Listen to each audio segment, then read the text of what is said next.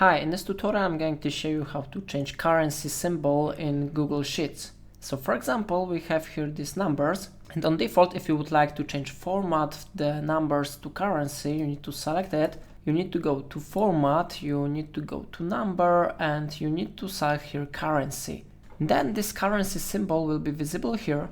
And now if you would like to change this currency symbol, you need to go to format tab again, you need to go to number, and you need to select here custom currency.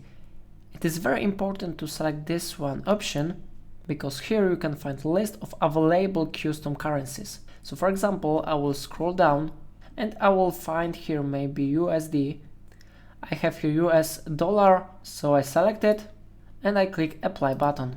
And how you see, currency has been successfully changed to dollars. If you would like to change it on default, I recommend you to go to the left upper corner and click on File and go to Settings. If you will open this option and you will change the local options, for example, if you would like to have dollars, you need to click on it and you need to select here United States, because this option will let you to affect formatting details such as functions, dates and currency.